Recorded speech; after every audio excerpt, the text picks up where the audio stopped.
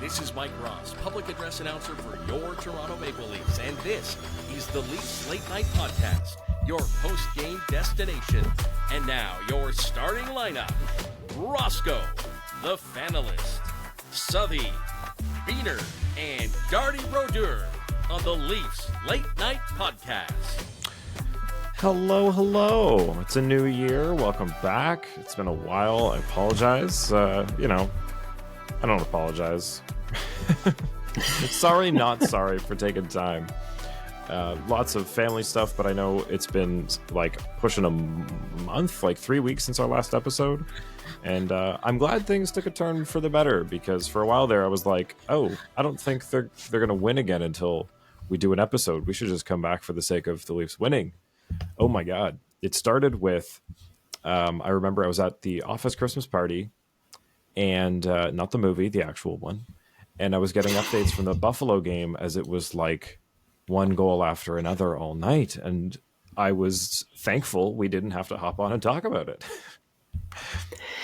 Yeah, it even got to the point where the Buffalo fans were counting the goals and chanting that they want. So like 6, 7, we want 8, like that kind of thing. Just looking at the record since then. So that was 9-3 December 21st. They also lost to the Rangers. Yeah, our last episode was the this big 7-0 blowout over the Penguins. So since then, the Rangers beat them 5-2, 9-3 to the Sabres. They had the 4-1 win over the Blue Jackets, 4-2 loss to the Sens, 6-5 in that insane game against the Blue Jackets where they came back from 5-0, 3-2 to the Hurricanes, and then we had the sweep of California, which is nice. But yeah, it was all kind of shit other than that one win since we were last on. So, I mean, we're not going to obviously go through all of them. The one that I do kind of want to touch on is that Blue Jackets 5-0 to 6-5 game real quick, because obviously it's long in the past now, but we didn't get to talk about it. Did you watch the game? Because I turned it off. I was actually on the ice. So we had a ice machine malfunction at our local arena for our Sunday beer league about 2 weeks previous to that. So we had to get that game rescheduled, and it happened to be on a Friday, so I did not get to watch that one. Well, I just had to double check that we didn't put an episode, because I feel like we talked about this, but maybe we were just talking in our group chat, and that's the case. So I turned the game off. The Leafs were playing like shit, and I felt like, I've got better things to do. Did we not talk about this? In the group chat, you went full on, like, but I feel like Twitter. I feel like Southey and I, maybe we got on and we didn't end up recording, but I feel like we've sat on here and talked about this. I feel like I'm going crazy. So yeah, I feel like, there's things like laundry and dishes and cleaning to do. I have better things to do than watch the Leafs phone a game in. Like, I just wasn't down for that. I'm glad they came back. That's cool. They still lost it in overtime, but it's like, I don't know. It's just not my kind of entertainment. And I think I'm allowed to have that opinion. You're definitely allowed to have that opinion. We don't have to get into it too deep, but I believe, if I remember correctly, there was a comment somewhere of people are stupid for watching this or something, or people are crazy, not stupid. You know what? For continuing. Now I know why I feel like we talked about this, because we did. Because this 6-5 game is a different 6-5 game to the Blue Jackets. This is the one from the 29th. This is why I feel like I'm repeating myself. I'm not crazy. We did talk about that game. I'm just an idiot, so let's just disregard that. So yeah, they had two. This is confusing. They've played the Blue Jackets so many times in the last couple of weeks. The games are all blurring together. So 2 of them were 6-5. I don't give a shit anymore. Moving on.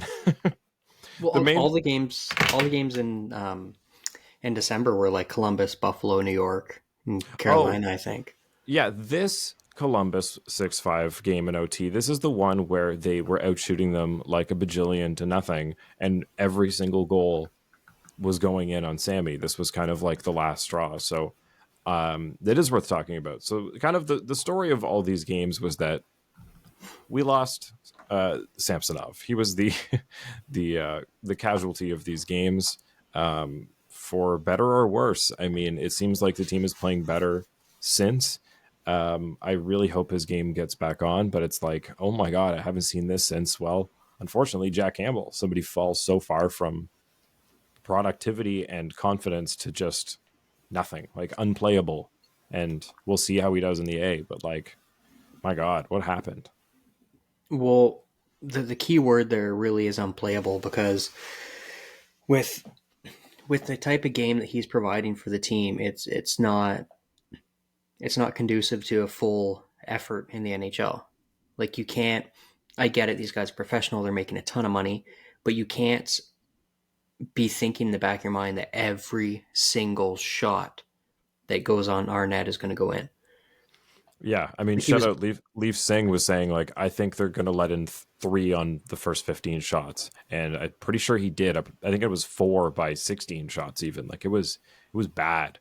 And the whole time it was like the Leafs are out shooting them. Oh, it's like 18-4, but somehow it's 2-1. Like, what the fuck is going on? Yeah, like he was a negative 3.86 goals saved above expected. Like, just terrible. And we saw Matthews. I mean, yes, I get it. He's the league forward leader in block shots last year. It's what he does. But this is a different kind of blocking shots when he's standing in front of Sammy, making sure that pucks don't get to him, because he's not confident that Sammy's going to make the save. Like, every single person was crowding in front of him, just blocking the shot, because they're like, I don't have any confidence in you. And at that point, you might as well just write the game off. Like, the team can't collapse like that. And they felt like they had to. He's making sure the Leafs are getting their $11 million worth there, eh, Roscoe? Oh, God. Sorry, I had to. Yeah. But no, and I really, like, I really respect the way the Leafs are going about this. And Marty and I, shout out to Marty Zolstra, TML fan and Van. We were texting back and forth of what we think might happen with regards to Sammy, and really, I kind of had said, use all your resources, like, use your money, get every doctor, every coach, everyone you can to just try to get him back in the right headspace. And then Treliving comes out and says that that's basically what they're going to do. Yeah, I heard. Resources in them, like through Dangle. I think he said Nick Antropov is working with him too, just as like because they speak the same native language. It helps with all this kind of training. So they literally are throwing everything at the wall here. So everything at the wall. Don't do that. He's not healthy yet. I know. Then they can throw everything at wall. But no, and I really respect that. It's not like some other Canadian team, Edmonton, who just, oh, you're struggling? Yeah, let's just send you to Bakersfield. Like, where they that's can't actually even play them. Right. You gotta feel bad for Jack, but it's really good because Sammy's shown so much promise. He played great for us last year. He helped win that first round series, the first series win since 03-04. Like, it's not like he's a terrible goalie. He's just he really, really rides his emotions. And mentally, he's not in the right spot right now. No, so he needs the help. It's pretty crazy that we have such an accurate comparable in Campbell, where the numbers were there and then it just disappeared. And it's like the only explanation I have is like, did you guys open Twitter or something? Did you read something? Like, honestly, like, it seems like this is a new age thing where all of a sudden, not just goalies, but forwards and defensemen, like, out of nowhere, it's gone. Their confidence just disappears, and that they have the skill. It's not like an injury. It's just like they lose it out of nowhere. And I can't help but wonder, is it because a couple of these guys stay up late scrolling through Twitter when they shouldn't be, and they read something, an article or something, and they're like, fuck, maybe I have been doing that, or maybe I should be doing this, or maybe I'm not what this team needs. Like, maybe they should trade me for that guy. Like, I don't know. I just wonder, because of how easily accessible it is. Like, it's easy to not pick up a newspaper and read the sports section. It's a little harder not to click on your name when it's coming through your phone on social media that you are on anyway. Like, you can't tell me these guys aren't scrolling through Instagram or Twitter trying, whether it's about hockey stuff or not. Like, I don't know. I just gotta wonder. Yeah, it does really make you think. But then like, and I keep referencing it because Marty and I actually text probably way more often than we should. Um, and like I brought up another point. Okay, yes, it's concerning with Sammy, but look at the stats for the goalies right now. Like Oh yeah, everybody's shit. the only goalie in the top 10 for save percentage right now in the entire NHL that you would expect to be there is Hellebuck. Oh yeah, you could tell all of my fantasy teams. Like I'm well aware. Sorokin's not there. Bob's not there. Allmark's not there. He's just outside, but he's not there. Um, Vassie's not there. Like, Nope. goalies are voodoo, man. And Yeah, it's honestly. entirely system dependent. Like, look at Cam Talbot having the season he's having in LA. Right? Like, now they play a very goalie friendly system. And I think it's Kevin Woodley. Hopefully, I got his name right. He's always on SiriusXM and he talks about goalies all the time. Like, I could listen to that guy talk for 2 days straight. It's awesome. And he called it before the start of the season saying, like, look out for Talbot because the way LA plays is very, very goalie friendly. Well, and I mean, it's not to put this on maybe the Sens. I'm not trying to blame them for making goalies shit, but I did hear, I forget who commented this about the Sens, but you would never expect Corpusalo and who else do they have there? Oh my God, I just had his name and I blanked on it. In the sense, Forsberg. Yeah, Forsberg, right. You wouldn't think that's going to be a bad goalie tandem, but somehow they haven't been able to win games. Like, it's just, it is such voodoo this year. I mean, look, to just go back to fantasy for a sec, I have Vasilevsky, Saros. I grabbed Ottinger off of waivers because somebody got to the point where they dropped him. I dropped Gustafson. So did other people because I grabbed him again in another league. I grabbed Skinner off waivers because people gave up on him. Like, I have Sorokin, who's not like a shoe-in for being a, you know, over 900 every night. I have Shesterkin, same deal. Like, it sucks. It's impossible to pick goalies at this year. Like, you know, people are doing better grabbing the backup who's coming in for a night off waivers than they are, you know, with the starters they went with. So 100%. it's all over the league. You're looking at like sub 900 goaltending. And it's the first time in a while. Like, I mean, we brought this up a couple weeks ago, but I want to see what the average is right now. Yeah, it's bad. I mean, would you say that scoring is up? Like, players are getting better and rules are favoring forwards? Like, what do you think is the deal? The game this is year? just it's so fast, and like it's good. I'm not complaining about the state of the game because I honestly don't think, and I love the history of the game. I love old school hockey, but I don't think the game has been in as good of a place play wise as it is right now. Before, I really don't. The amount of skill that we're seeing is just incredible. But, I'm just trying to find the league. So it says, oh no, that can't be right. Never mind. Sorry, go on. It's a hard stat to find. It's just so interesting how it can be such a drastic drop off for these guys that have been basically shoe-ins. Like, we went from having, I did fantasy way back when you had Nabokov, Broder, Kiprusoff. Oh yeah. Like Luongo, you had guaranteed like guys who are going to get you minimum 30, 35 wins a year. Well, how many games are we at this year so far? For us, like, what's the most? I think most teams have played 30-ish. 38 to 40. Sens are at 34, but they're behind. So like 38 to 40. Okay, so looking at goalie stats, anybody who's played, let's say, more than 20 games, we've got 1, 2, 3, 4, 5, 6, 7 of them are under 900. That's like, you used to call that unplayable. Yeah. And these guys have played over 20 games and are pushing these numbers because, like, most teams don't have another option. It's crazy. Like, Vasilevsky's at 895. Oh, don't remind me. Fleury's at 896. Yeah, and Jonathan Quick is fantastic. I don't know where. Like, Anyway, I kind of like that one because if I remember correctly, I think he grew up a Rangers fan, so that one's kind of fun. it is nice for that to come full circle. That's true.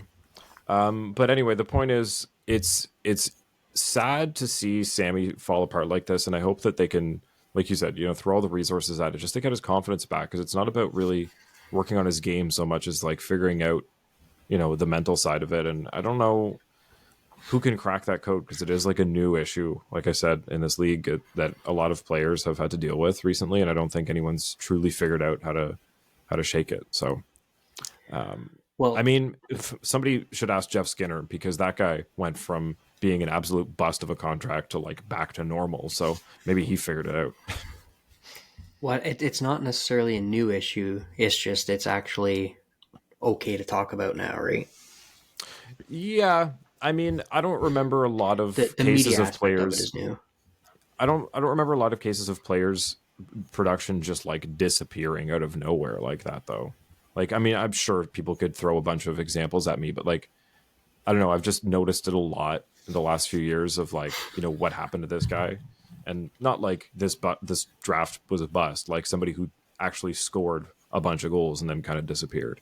So You also have like the margin of error is so thin now. oh yeah, It's not like the 70s and 80s where in the summer you could actually take the summer off. Like these guys are full bore all the time, so even the slightest little dip in physical strength or ability or mental strength or ability could have such a drastic effect that you're falling so far behind the rest of the league. thanks Gary Roberts. So real quick, I was just going to run through our questions here, then we'll get back to some Leafs talk. So what a beast, Martin Jones stepping up for the goaltending for all of California trip, including the back-to-back with LA and Anaheim. That's from Edward at 16, hockey nerd fan. Just wanted to obviously start with that one because we're talking about goalies. So Martin Jones, the last thing anybody expected to be the Lord and Savior of the Leafs through the new year. But look at this. Is this our Christmas present? Is Martin Jones is a fantastic goalie for us right now. And we'll see how long it lasts, and we'll see if the Leafs can continue to keep teams to like 4 shots a period. But hey, whatever strategy and combo they've got running right now is working. Yeah, I've had this back and forth on Twitter going for like, it feels like months at this point. I got to shout these guys out again. This is Liam Hildebrand and Duke Coxwell.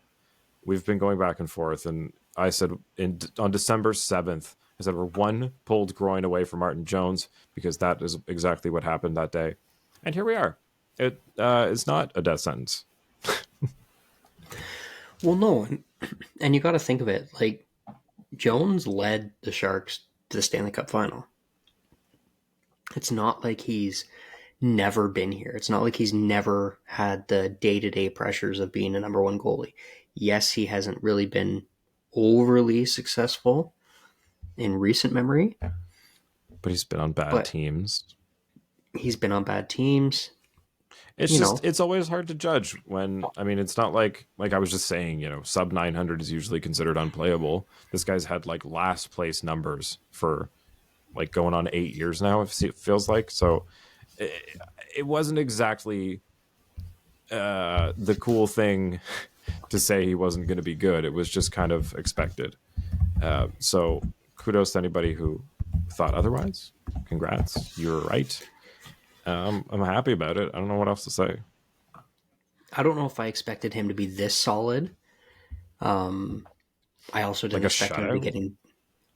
Yeah, and it's not like it was a shutout where he got 10 shots against. Like, he had to make saves, and that was against the best team of the 3. Yeah, and it's almost harder the way that the Leafs have been playing where they have been protecting him so much because, like, I mean, it's been pointed out the first periods they're only letting a few shots to him, so it's not like he's warmed up and then all of a sudden, out of nowhere, it's like, oh yeah, the third we're going to let 15 shots hit you because we have the lead and we're going to sit back. It's like, you got to be ready. Not every goalie can play in a position like that, so it's really commendable that he's able to stay on his game while basically facing nothing for the better part of 40 minutes. Yeah, like, and that's not just tonight. That's like the last 4 games. Like, they've played the same way. Oh, they definitely have. And to be 7-3 right now? Yeah, and With 6-0 on the shutouts? road. Like, you can't really knock that. And okay, even with the Kraken, he still almost had 30 wins. His save percentage was terrible. His goals against average was not the greatest, but he still got the wins. So it's a little comforting, and the way they've played the last 3 games, like, takes a New Year's resolution thing to a whole new level, right? New year, new me, new year, new Leafs. Like, this is the Honestly. most calm I've felt watching games in a long time. Yeah, it seems like all the talk of has Keefe lost the room, that kind of looks like it's gone away. They seem to be playing a well-structured game, offensively, defensively. Like, the power play looks good. Hey, they got a 5-on-3. Look at that. They got another one. Holy shit. Speaking of 5-on-3s, I got to talk about this. They mentioned Anaheim has taken the most penalties in the entire league. Oh my God, they take a lot of penalties. It was like every 3 minutes I found the whistles going, and they were like, "Oh, are you kidding?" It's like, yeah, that was a blatant penalty. Are you guys that like undisciplined? It's like an entire team of people in Chell with like 50 discipline. Everything they do is like you try to poke check someone and it's a trip. Like, holy shit, they're so bad at that. It's like playing against me and Chell. Yeah, same. Like, I am not good. terrible for taking penalties. I swear, of all the games that I've played, like my whole life, we'll say games that I played for a long time, like Pokemon, Smash Bros, Mario Kart, Mario Party, things that have kind of been around. I've gotten better at all of those games. I am not any better at Chell than I was playing 23 as I was 2001. Like, I don't know what it is. I'm not good at that game. I don't get better at that game. I just like, I don't know what it is. I suck at it. Well, I don't. I also think we don't really probably invest as much time as we should if we wanted to play it that much. No, fair enough. Oh, I got to play it and it worked. Oh my God, it's recording. No, it's not that one. Shut up. That was kind of sexy. I kind of like that. They did something to my board that moved everything around, and now I gotta find it. Shut up, everybody! Shut up till I find it. I have a thing for rather this. us talk that way, it's not radio. No, silence. I found it.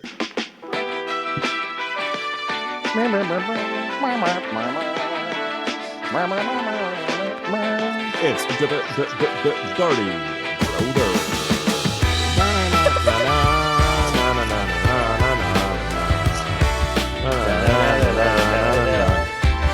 Okay. Darty's got a bone for Martin Jones.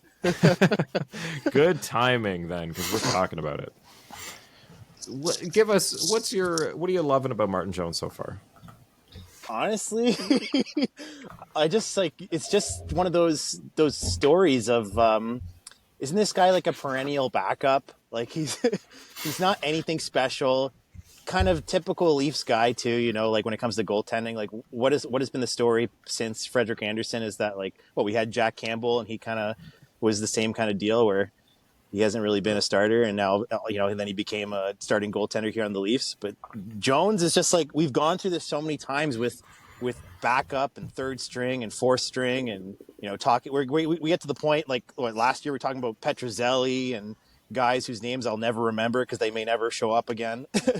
Like that's how bad our goaltending situation has been, and now we're here with Martin Jones, and it's just, I'm sure like all other Leafs fans after 20 years.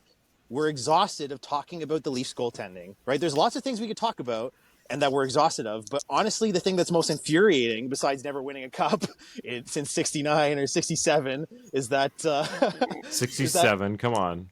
Well, I'm thinking about 69 because, baby, Martin Bones Jones. Who would have thunk it, right? Like, it's just crazy. Like, it's absolutely crazy that, like, this guy's, like, I said, he got a shutout recently.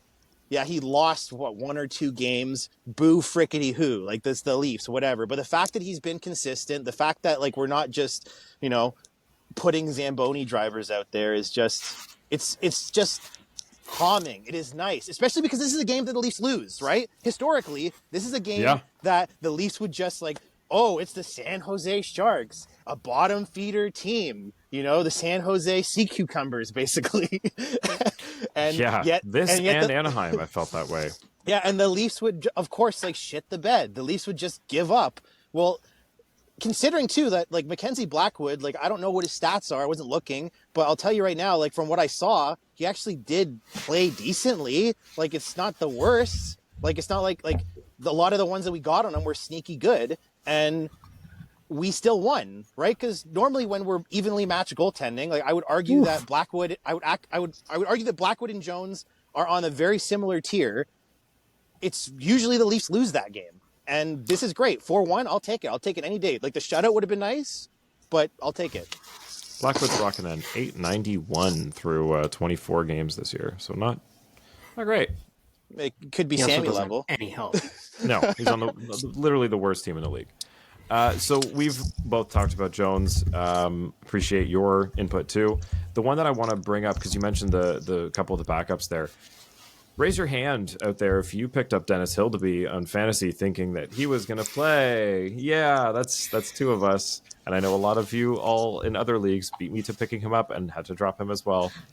Sad, but nice to see that, like they mentioned, it's good to have him there for practice, see what the team is actually like, and get to, I don't know. It's nice to have him there at least on the bench. I would have loved to see him play, but goddamn, Jones was so good. Jones was good. I got multiple messages from people saying how stupid Keefe was for starting Jones on a back-to-back, and I'm not going to lie and say that I completely disagreed with them. But at the same time, historically, like Darty said, the Leafs have a tendency to not show up against the lesser teams, and you can almost schedule some losses in for whatever reason, and that would be a really tough place to put a kid in. So, good Also, on Jones for doing it. Isn't that a bit of like reverse psychology? Because like knowing that the Leafs are like this, you would put in a fresh goaltender because like, they're like, oh, we gotta play it safe. All right. Because it's a back to back and the Leafs play, when they play a bottom feeder, for some reason, we don't show up. But it's like, you know what? Let's put the dog out there. Let him go eat. Let's see what happens. Especially because like, if this is our guy, as crazy as it is, if Jones is going to be one of our guys, right? Obviously, Wall's still a factor, but I'm like, if Jones is going to be the guy, he's got to go out there and play, games in a row. That's just the way it is. It's just some nights you're going to have to starve a little bit before you get a big meal, and this is you're going to have to play 2 nights in a row. Go out there and win us those games, and like the boys play great in front of them. That's all I got to say about that. Yeah, they did. And, like we were saying before the show, it's either they win everything in California or they lose everything. And, I know they got LA first, which I think was kind of a bonus. But even after that win, I wasn't convinced that they were going to get the wins against Anaheim and San Jose for the reason you said. Like, they just don't tend to show up against teams they don't need to. But new year, new Leafs. We're seeing a team that shows up from the time the puck's dropped right off the get-go. And, talk about new Leafs. Tyler Bertuzzi has really turned things around. The last couple of games, he has just been dogging it, man. Like, he got 2 assists tonight. I think he got about the same on the last game. He is all over the place, and I love it because it's, I don't care that it's January. It's taken till this long. I was ready to send this guy packing. So, And who wasn't? I want you guys to say it right now. Who wasn't? Because the last episode I was on, I told you, I said, this guy still got it. He's going to do it. He's going to pull it off. And okay, you know what? Good for you. You win. It's been a long time. I haven't been on in a while. I want to apologize to the fans. I want to apologize to the people. I want to most importantly apologize to the team, not Leafs, you guys. Steph the Fanalist, Southey, Biehn, Roscoe, all the Leafs late night owls. I'm sorry I haven't been on and given my 100%. All right. I've taken some what do you call it? That Kawhi Leonard.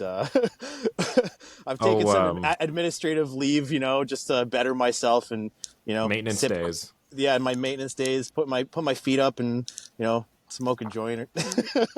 Come back stronger than ever. And honestly, like I missed you guys. Every episode I say I'm gonna do it, and I don't show up. So I want to just apologize and say I'm I'm going to be out here because a crazy story, but I had a family member, I was just talking to them. They're, hey, I love your new job. I was like, what new job? I didn't get a new job. He's like, yeah. You talk about the Leafs, right? I was like, I have never spoken about this to anybody I actually know for obvious reasons, because I'm a fool on this show. But yeah, he's like, yeah, I love it. You speak for the common man.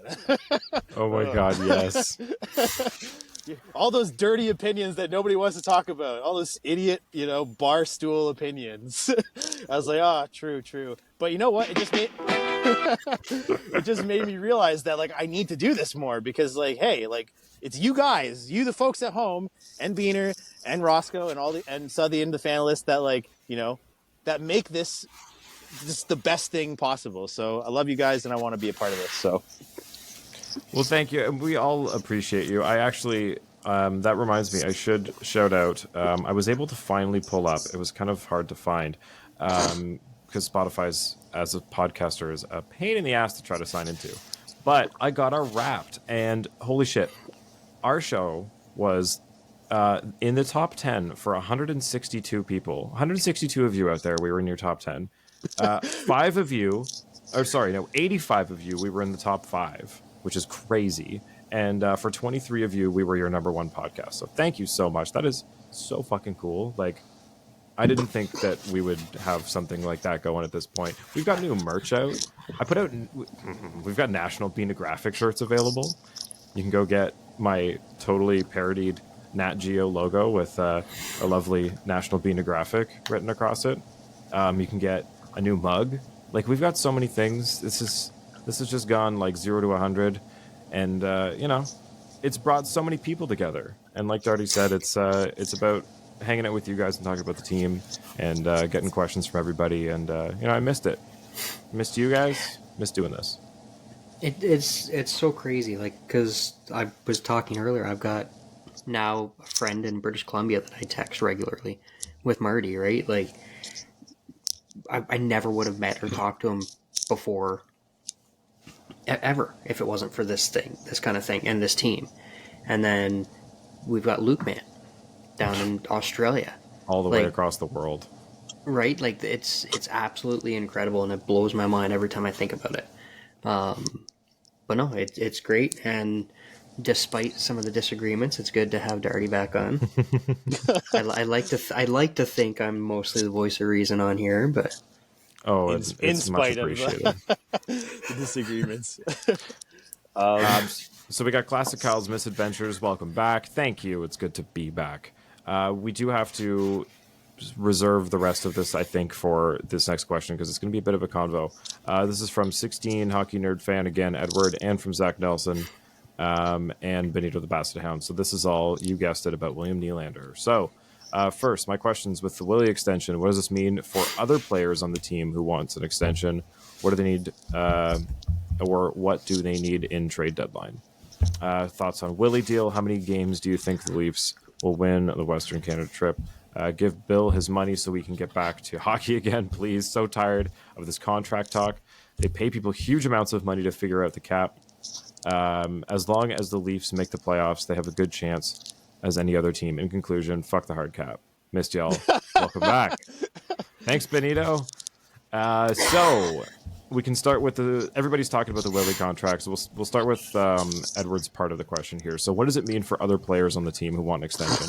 And this is the thing that, since the summer we've been talking about. It means that, again, for next year, while Tavares is still on this team, we are completely fucking strapped, and I don't know how they're going to fill out the rest of the roster if they give him that much more money, because that's the entire cap going up by about $4 million. That's wiped out to Nylander if he gets 11.5 or 11.25. That's all gone. So currently we have most of the roster on $800,000 deals, and some of those disappear. And yeah, you got lucky with a couple of them this year, but again, I hate rolling the dice on that, and it's going to be even tougher when other teams have this advantage of this $4 million bump, and they might not necessarily be using it to re-sign one of their own players to $4 million more. So it means trouble again. It means we're going to be in the same position that Dubas put this team in, and I don't know. It's kind of a rinse and repeat of Kyle's era. So I don't know what else to say.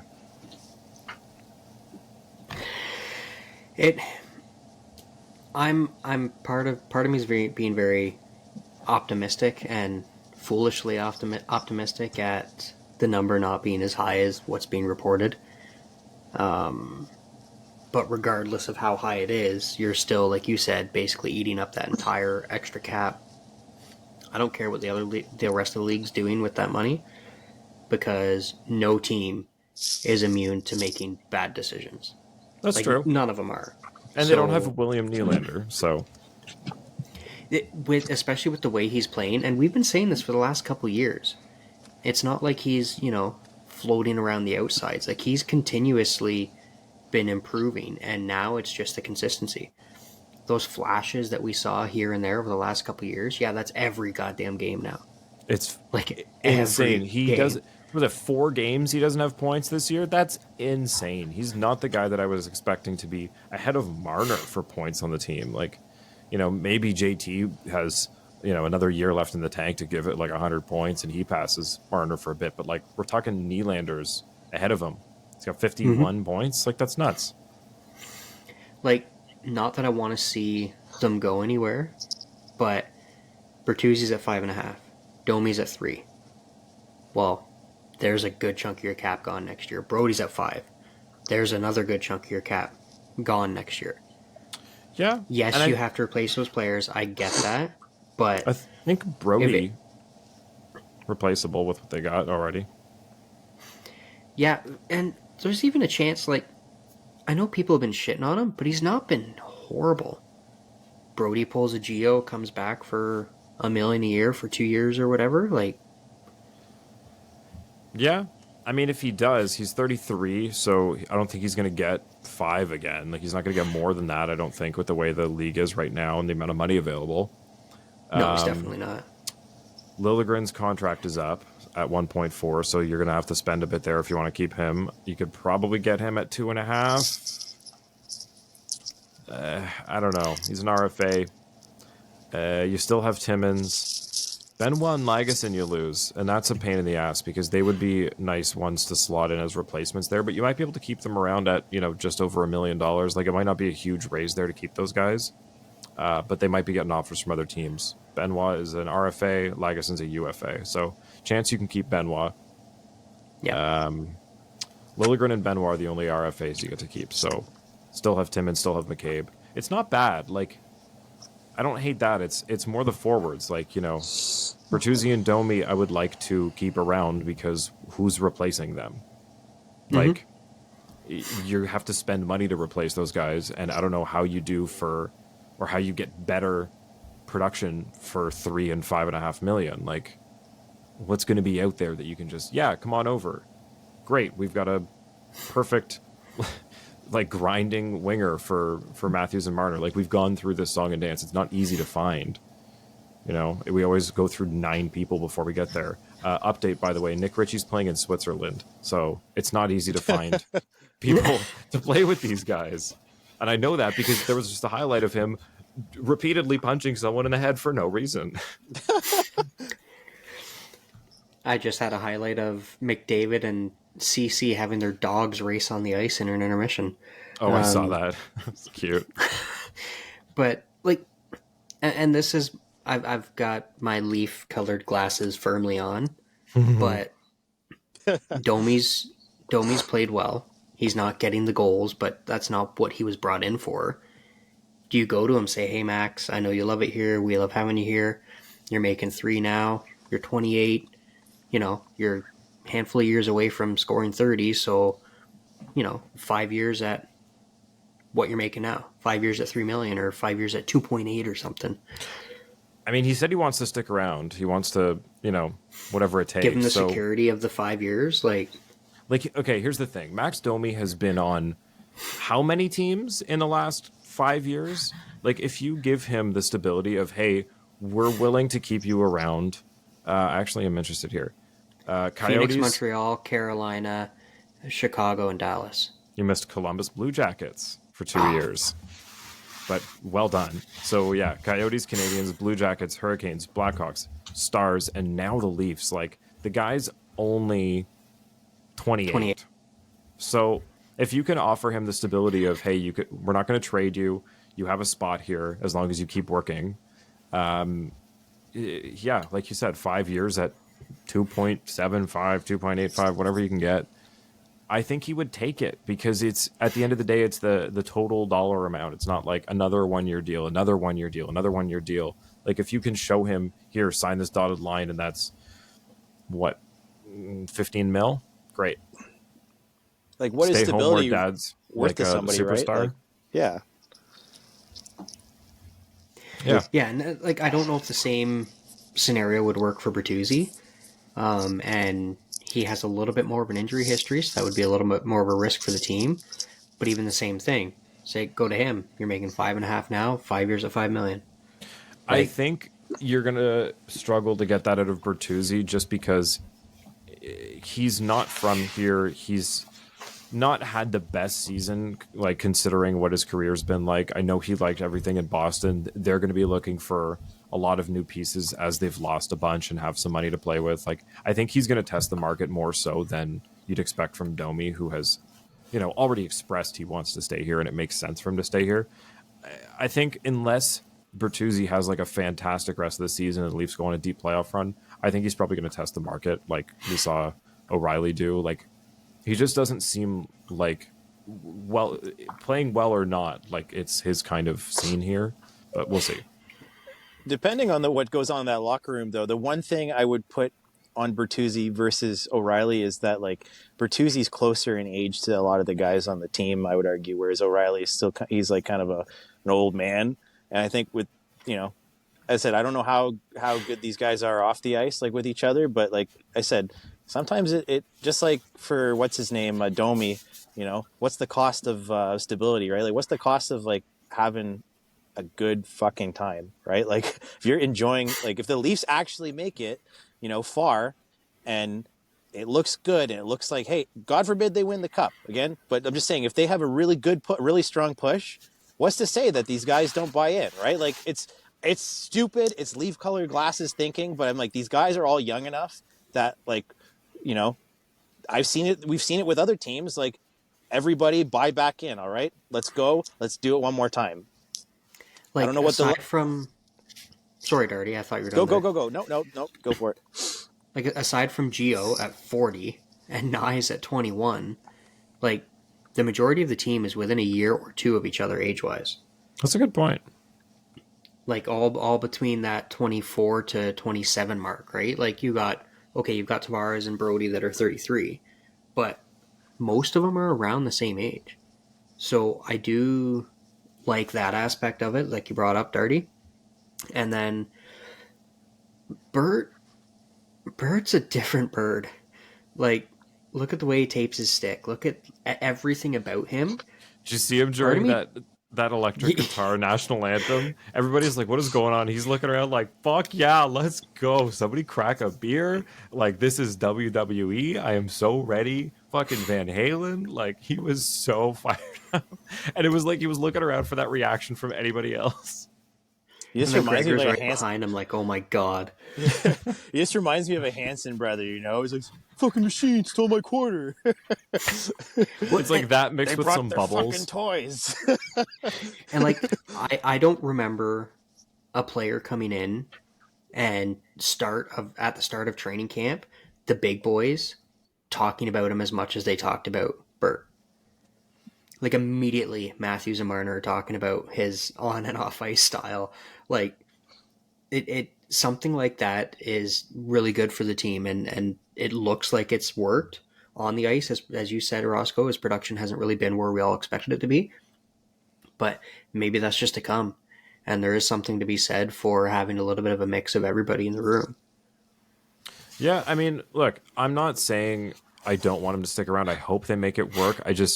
Because he's a UFA at the end of the year, I think it's kind of on him whether he wants to stick around or not. And after that decision's made, then it's negotiation. Like, I feel like it's going to be a long process. It's not like a matter of, let's talk as soon as we get Willy done, I think it's going to be kind of ball in his court of when that talk starts. So.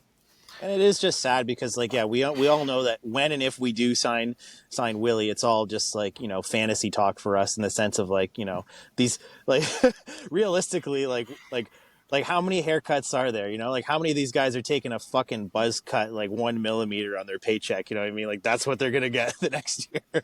Like, it'd just be crazy to expect that of everybody. However, anything is possible, right? So. Well, and honestly, like the question, you know, what does this mean for the rest of the team? Immediately, for those guys whose contracts are up, it does obviously mean they're looking, pulling out their calculators, doing the math. You know, how much is going to be left over for the few of us that are here? Which agents should I, you know, who of us should start talking to our agents about finding somewhere else to play? Like, it's going to shake things up a little bit within the room once this deal gets signed. And I don't think that should be understated. Like, I don't know how much of an effect it's going to have on the ice, but I think within the room, it's going to be a little weird. Like, some of these guys are going to know that they're on their way out because there's not going to be space for them. Like, it's just Willy talking about Willy's talking about Willy's extension, like, just makes me so sad because, like, you know, this guy, like, for lack of better terms, like, every time he's on the ice gives me an extension. He's just that good. He's just beautiful. He scores goals. He's been surprisingly consistent. Like, and I've always believed in it. Okay, since he signed that, like, the days, you know, months following the first contract that pissed everybody off, I chose to believe in him, even though I was cheesed, even though I was like, God damn it, you son of a gun, you put us to the, you know, through the fucking ringer, and now, you know, now what are you going to do about it? Now go out and prove yourself. And he did. But before he did, I chose to believe that there was some good left. I chose to believe that I was like, God damn it, Willy, these better be worth it. And it was worth it. So if I made that stance then, those years ago, I'm going to have to believe that if he does sign for an exorbitant amount of money, which he will, that good things should still come. I can't believe they didn't just take what he wanted in the summer, the like 10 million. That's like a whole player. That 1.5, that's an entire player gone from the roster because they waited instead of... I know it was a gamble, but like that's what the gamble cost you. What's that meme with, like, Christian Bale from, what is it? Why not, you stupid bastard? Like, why couldn't they have done it?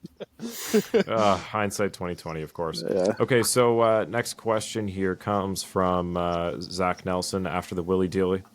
How many games do you think the Leafs will win on the Western Canada / Seattle trip? So looking ahead here, that is January 16th, 18th, 20th, and 21st. So 4 games in 5 days.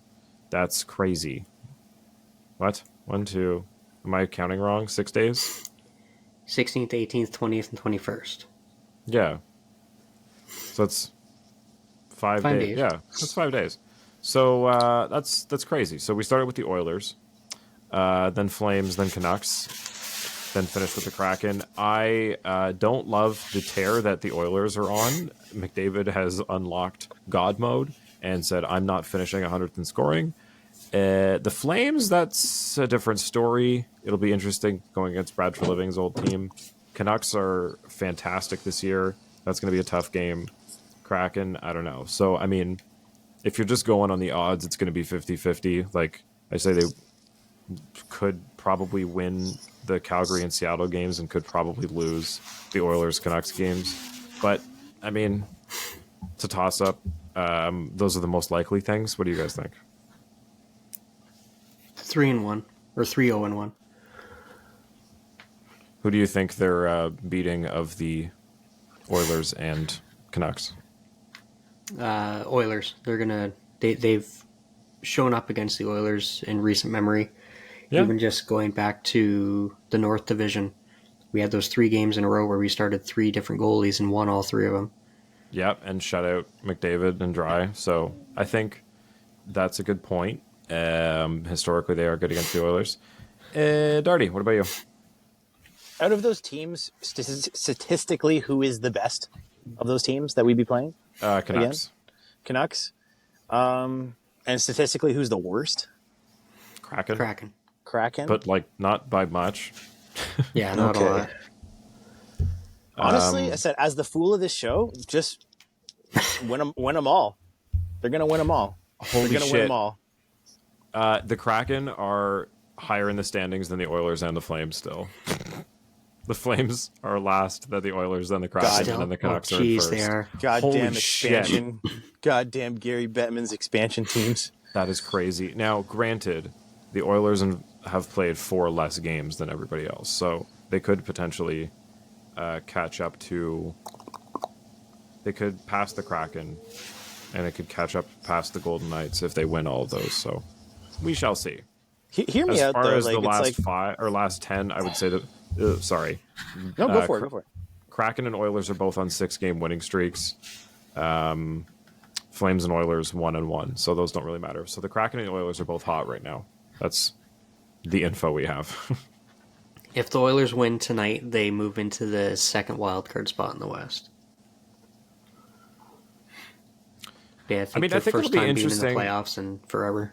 It'll be interesting, Martin Jones against the Kraken, if that's what happens. We do have another back-to-back there, so who knows who's playing, if Wool is back, if we see the Hildebeest, or if Jones just plays a shit ton of games over the next month. Like, I think that's going to be the thing to watch, is who's healthy and who's playing. I don't know.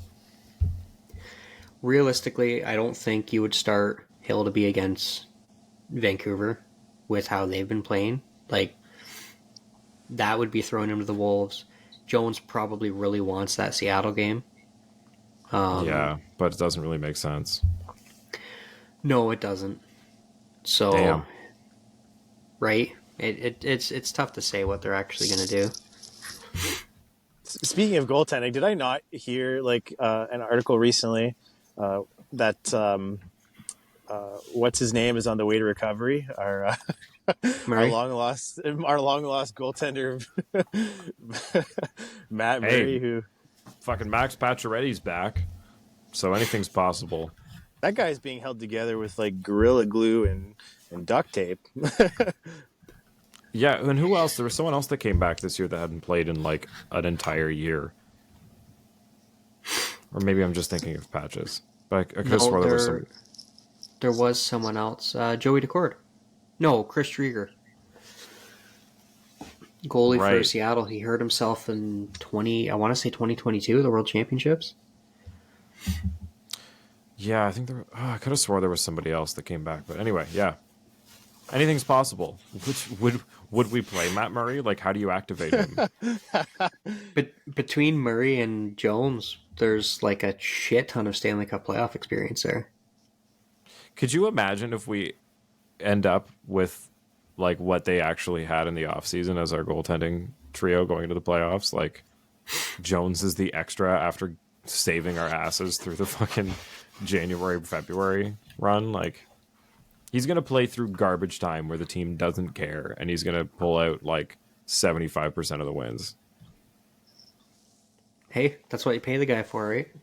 Yeah. And honestly, that's what makes this season more of I don't even know how to explain it. It's just the past few seasons of the Leafs, we've expected them to win. I think this was a season where it was kind of a crapshoot because of especially how the start that they had and the following of the start, and just even I said leading up to these past few games, it's just we've had a lot of surprises, and that's not to say that other seasons haven't been surprises. Just I think we had our mindset pretty firmly in a lot of the previous seasons, whereas this season we're just because this is the first season without Dubas. This is the first season kind of where we're not really sticking to the original Shanna plan, right? This is kind of new territory. We've got a lot of the same guys, but again, our goaltending has not been set in stone since the beginning of this season. We had no Anderson, we had no Jack Campbell. We just kind of had blah, right? I know we expected Sammy to be the guy, and he really did not turn out to be the guy. So it's because of that, because of just this very strange expectations of the season, this is I feel the season where expect the unexpected, right? In a positive way, because I feel these are the seasons for other teams where all of a sudden they pull a fucking Stanley Cup run out of their ass. You know what I mean? all of a sudden it's like St. Louis going on to win, the Stanley Cup kind of deal, right? Oh, and it's like remember, the Oilers are doing right now. They've clawed their way from literally like they were 31st place, I think, and now they're going to be in a wild card spot if they beat the shitty Sens tonight. I mean, it's pretty crazy. And honestly, the end of December, I was writing off the Leafs as like, I don't think they're a top 5, maybe top 10 team. Like, they're just not. Something's fallen apart here unless they can get a goalie. Like, I don't know how this team is going to be better in the playoffs than last year's team was that fluked their way into a second round. Like, it's, I'm not convinced. And now it seems like, okay, the pieces are falling into place. Sammy just wasn't it, and that's okay. Like, I'm feeling better about things. It's like you said, it's the kind of the year of surprises and in the good and bad ways. Like, it's been a strange year, and now things are on the up. So, well, like Roscoe, like you kind of like hit the nail on the head there. It's like they are what we wanted them to be, which is not what we expected them to be. Right? Yeah. As I said, like expectations were like, man, like what's going to happen this season, and then not more than a few months ago, we were like, oh man, they're really not going to be the team that we want, expect them to be. And now it's like we're scratching our heads, like, okay, so you guys are still. Like we just thought they might just be good, we thought the Leafs this season might be a B+, and it turns out that they're probably an A, like better than an A-. Like we're pleasantly surprised. Yeah, they're not an A+ team, but it's like they're solidly an A team. You know what I mean? Like they're not just this like like bottom of the top tier teams. They're actually like a solid team, which is surprising considering what our goaltending is. Because on paper, it should be the worst goaltending in the league. Yeah. And our defense was not expected to be this, sound and solid. We lost some, I would argue not great pieces, but we never had great pieces to begin with. No, agreed. And the other big change that's happened is kind of what I want to close with. The other night, I think it was against Columbus, we saw Matthews go down, and within the time it takes a glove to hit the ice, Nyes and Marner are immediately in there grabbing a body. Benoit, as soon as he can get in there, is there. Like, this is a team that is finally... two guys. Finally sticking up for each other. And that wasn't the first time, and it wasn't the last time this year. And, oh my God, it's like every time someone gets hit, even if maybe it's not necessary, maybe Benoit didn't need that second fight, But... fuck it, let's go. I'm so happy. Like, everybody grab someone, everyone punch someone. Like, if you touch Matthews, if you touch Nyes, if you touch Marner, someone needs to get hit, and finally someone's getting hit for it, and I fucking love it. And it's okay, before Darty steps in, go because I know where Darty's going with this. It doesn't have to be a fight though, like you said, and I'm not trying to say I want fighting out of the game or anything like that, because I don't. But this guy wants fighting out of the game. Get him. Okay, Jamal Mayers. That was such a brutal. Anyways, we won't get into that. No, I'm just teasing you. Go. No, like it doesn't have to be a fight. Like, you look at when Matthews got leveled and Nyes and Marner were right in there, and Benoit comes in and he literally had 2 LA Kings players, like one in each arm, ripping them out of the scrum. Like, you don't have to fight them. You just have to annoy them and get to a point where they're sitting there like, why is this happening? Why are we doing this? Because then it just creates that doubt in their mind. They're not going to want to, even if it's not a dirty hit, they're not going to want to finish that hit as hard because they don't want to deal with that stinky glove in their face, or they don't want to deal with, the little shoves like this, and like, not a punch, just the annoying, stupid shit, right? Oh, and I mean, even tonight, the confidence that it gives the other guys. Like, I saw Nylander, when someone's on him and he's trying to get through the puck, you see him literally like throw people off him, like, get the fuck off me. Like, he'll push people off in a way that you haven't seen this team do. Like, we've always said about this team, like, they're all huge and none of them use it. Like, that's been one of the complaints is we have so many guys that are absolutely fucking tanks and no one uses it. And now finally they have the confidence, because it's like, if I push a couple guys around and someone says, hey, stop doing that, and tries to throw a punch, I'll have a whole committee behind me say, hey, punch who? Like, that's what's been missing from this team, is like knowing that everybody's going to be there. They have been there, and now it's resonating back through to the top, where it's like these guys play with a different confidence and swagger that hasn't been there. And holy fuck, another shout out to Nyes, because he's done it from day one. Like, the kid has Matthews' skill, but he has like Reeves' balls. Like, the guy just he doesn't stop. And he doesn't care who you are. He's in there. He's digging. He's battling, and he'll throw a check. He'll throw a check. He'll get he'll get right in there and get dirty. So that's where Reeves' balls went. I was gonna say, where has Reeves been? Where in the world is Carmen Reeves Diego? Oh fuck. Okay, but so I was just gonna say that I, for one, bring on the frat house era of the Leafs. Like, maybe there was too many old fogies on the team. It's like, you never want to fight in front of your dad, right? You never want your dad to see you act like a tool. But when it's just you and the boys out and you're like getting a little drunk outside of, the Madison pub, that's when you start going for a little tilly, a little fucking scrap. And I think it's like maybe Peter that's was what saying. it is. They're all like a year apart from each other, right? Yeah. Like, it's a bunch of 26-year-olds going, oh, let's fucking get this guy. And then everyone else going, you're going, let's go. If like the leader, the majority, not the majority, but even like a good portion of the team are still guys that are older who like kind of just want to chill. You're not going to want to, they're not going to encourage fighting, or they might, but it's like, it's like you don't want to fight in front of some old guy. But when, the young leaders of your team, you got, Marner, Matthews, and Nylander, and you're one of the young upstarts on teams, say like Nyes, and you're looking for someone to give you that like authority, like, hey, yeah, go for it, bud. Like, someone to egg you on, say, yeah, go, like, get another drink in you and start throwing hands. Like, those are the guys you look at, you're like, okay, all right, bet, I'll do it. Let's go. Yeah, not bad influences, but like the ones that'll push you to do that extra thing because they'll get you if it doesn't work. That is masculine camaraderie. Like, go tell that guy his mustache looks funny, like that kind of thing. Ask him if his refrigerator's running.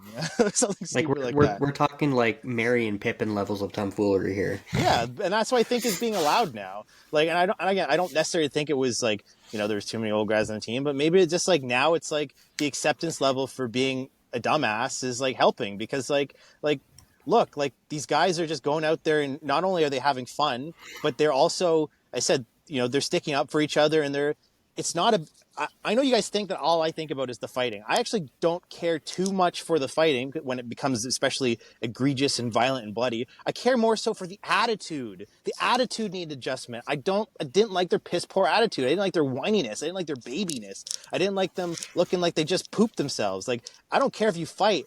You got to have a little growl in you. Like, you got to have a little 5-0 goes west, like, lazy eye. You got to just like, look at someone, just start going crazy. They got to not want to look at you. They got to be like, oh God, those Leafs guys, they're mead mugging us all the time. Because in the past, it was like, oh man, those Leafs guys are kind of like pansies. Like, they're, little fucking, candy ass whatever. Like, it's just every time the other teams would come by, the Leafs looked like pushovers. And if you look and smell and, reek of being a pushover, you're going to get pushed over. People are going to take advantage of you. But if these guys all now look like a bunch of like douchebags, like, if me and my older pals are out at a bar, we try to stay away from the young guys who act like clowns, because we're like, you know what? Those guys are crazy. They're going to get us killed. Right? And it's like, if you're the other team and you see a bunch of these, like, Nyes and Bertuzzi and fucking Domi, and they're all acting like knuckleheads. Like, they're like, these guys are nuts. I don't want to be involved in any of that, right? And they don't even have to start a fight. You just feel it. You're sitting at a bar one day and you're like, man, I feel like you just know that like the heat is rising in the room. And that's, I feel like, what it feels like, for the Leafs now, is that like there's heat, there's ugliness, there's like, you don't want to be around these guys, and that's good. That's what we need. Do we need actual blood and guts and fighting? I would prefer not to. It may happen, but you need that ugliness first, because if they don't think you're ugly, they're not, they're just going to want to keep coming at you and giving you a hard time. If you're not ugly, you're pretty. Exactly. And what they say about, hey, you got a real pretty mouth. Okay, so we're going to get out of here. That is our hour. Thank you so much for joining me, gents. Next time, because we didn't get to it tonight, PWHL has started. So congrats all around there. No home team had won. I still don't think any of them have. I would love to get out to an Ottawa game, and I love that this creates finally some Ottawa versus Toronto rivalry within the pod, because Andrew and I can support the Ottawa team because I think they're better too. Ottawa finally got a hockey team. Fuck yeah, right? Play downtown. It's like 10 minutes for me. And what else next time? Oh, the Bobby McMahon hit and the overall conversation around hitting and where it should be at right now and how things are being handled. So that and more next time. Thanks for tuning in. As I said, we got new merch up, and you can go and check that out on the Inside the Rink store, where you can also find all of our videos inside the Rink's YouTube. So thanks so much, guys. Have a good night. Ciao. Bang, bang, bang, bang, bang, bang, bang, bang, bang. Are you serious? Everything worked until now?